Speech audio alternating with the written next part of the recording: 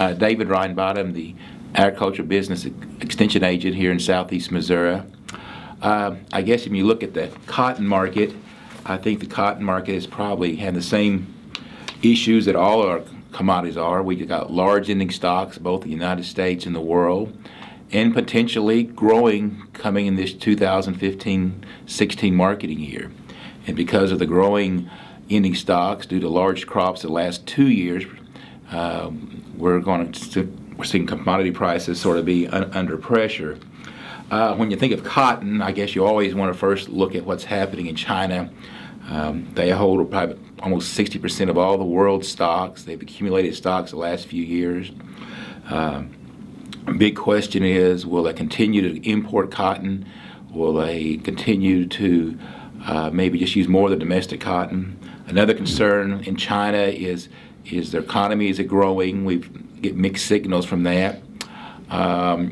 Also, the quality of their cotton. Many think their quality of their cotton is not the greatest, so they may be importing a little more cotton to sort of blend with that cotton. So a lot of those things.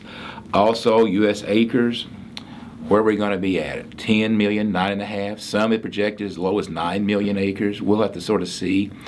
But again, you put that with your yield and then go back to demand. If demand stays sort of steady, we could see ending stocks go from 4.5 to almost 6 million bales, which would put a lot of pressure.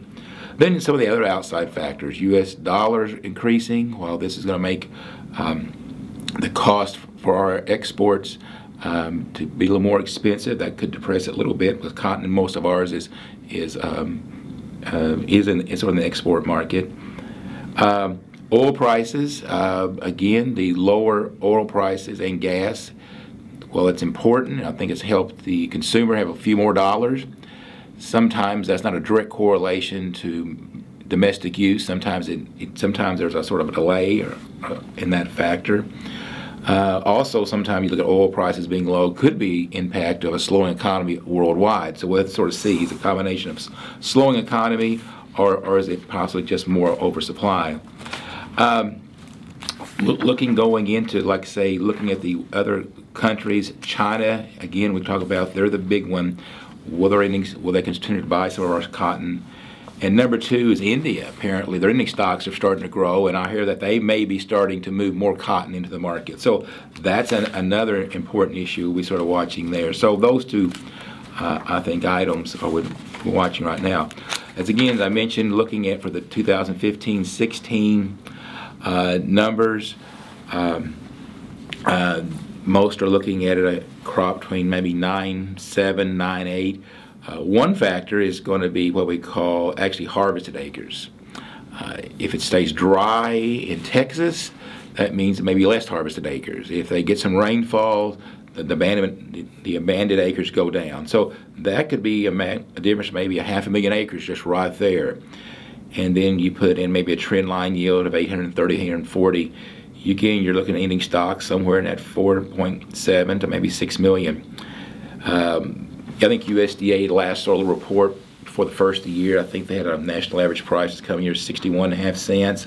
The factory folks around 60 cents. Well, each of them had ending stocks around 4.7. But if it drops as high as 6, then you've got to see cotton's going to probably fall back in the 50s. What's sort of our strategy right now? We've had a nice little rally, I think, due to some strong exports here in the last few weeks. I would say anywhere in this 58% range is probably our low, I think, here in the next probably several months.